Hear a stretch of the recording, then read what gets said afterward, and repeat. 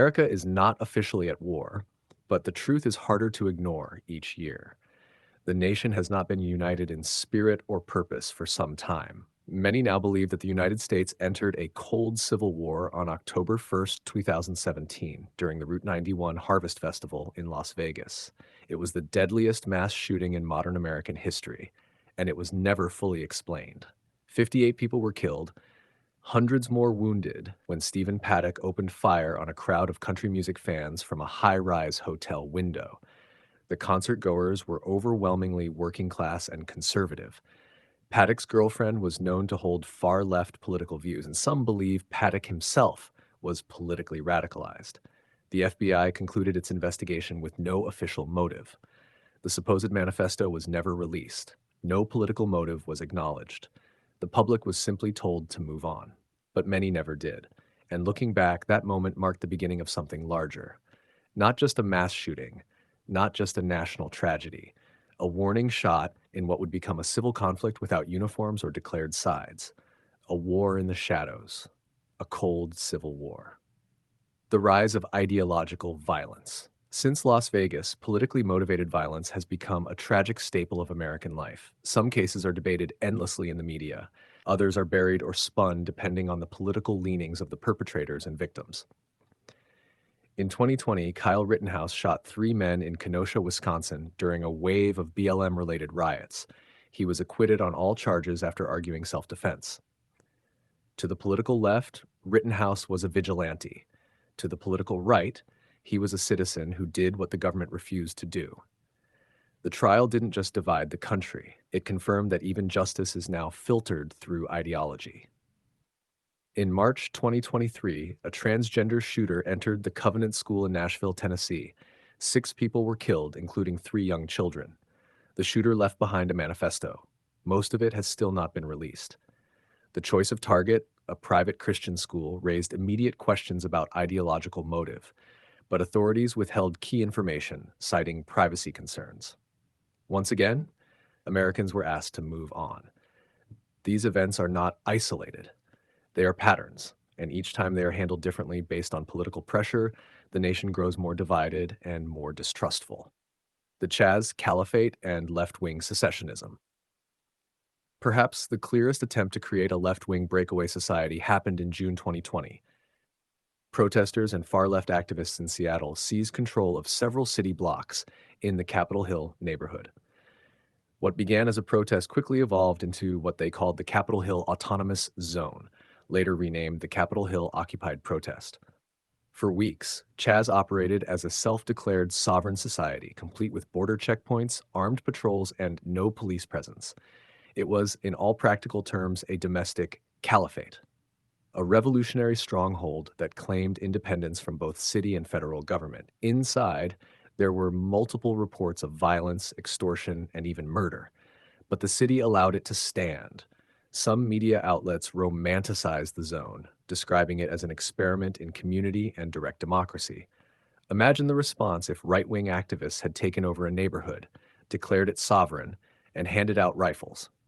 The federal government would have responded with overwhelming force.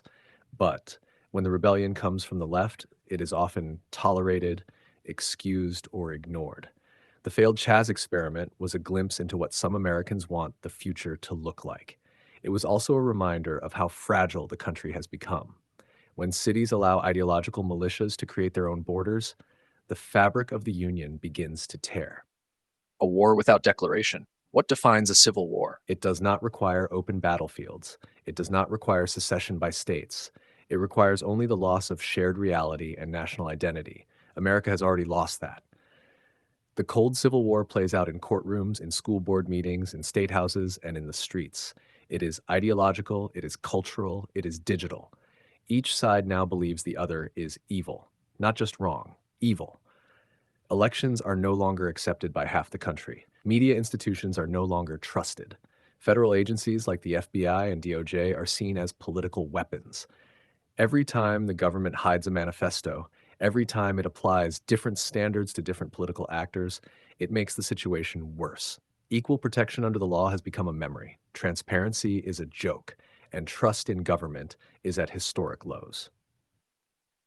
The foreign hand. In the aftermath of the 2020 election, as tensions surged and Trump supporters filled the streets, it was reported on television and in some headlines that the leader of China offered America troops to help ensure a peaceful transition of power if the United States descended into mass unrest.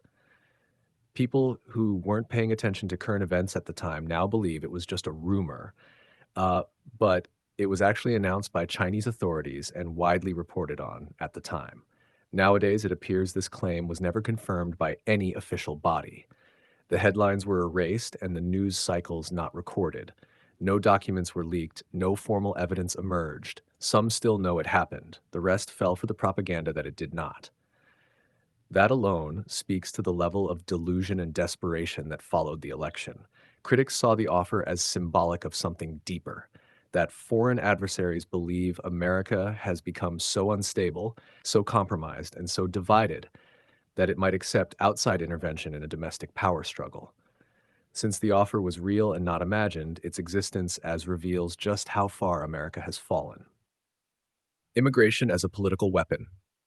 In recent years, many critics have pointed to immigration policy not just as a humanitarian issue, but as a deliberate political strategy. Left-wing politicians, they argue, pushed for open borders and relaxed enforcement not merely out of compassion, but to reshape the electorate in their favor. The goal was simple: to bring in enough new voters dependent on government benefits and grateful for entry so that the left would never lose a presidential election again.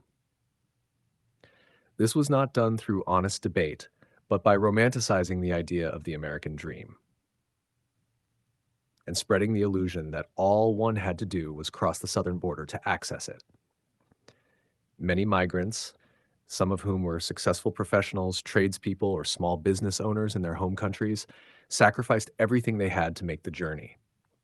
They sold their possessions, left family behind, and risked their lives, believing they were stepping into opportunity. Instead, they found themselves in a system that treated them as invisible labor, underpaid, overworked, and trapped at the bottom of America's informal caste system. Their legal limbo made them easy to exploit and impossible to advocate for without political risk. The very people who lured them in often became their only lifeline, promising protection, assistance, and pathways to legal status, but only in exchange for loyalty at the ballot box. These immigrants, many of whom arrived with high hopes, soon realized they had become pawns. They were pawns in a political game where their human suffering was a tool for narrative control. On one side, they were scapegoated by the right, blamed for crime, economic hardship, and cultural change. On the other, they were used by the left, never fully integrated, never empowered, and only preserved in a state of dependence. The average American has an annual carbon footprint of 15 to 20 metric tons, while an adult in the third world has a footprint of 0.15 to 2. This means if a person moves from the third world to America, they may release more than 100 times the amount of carbon in a year than they would have in their home country.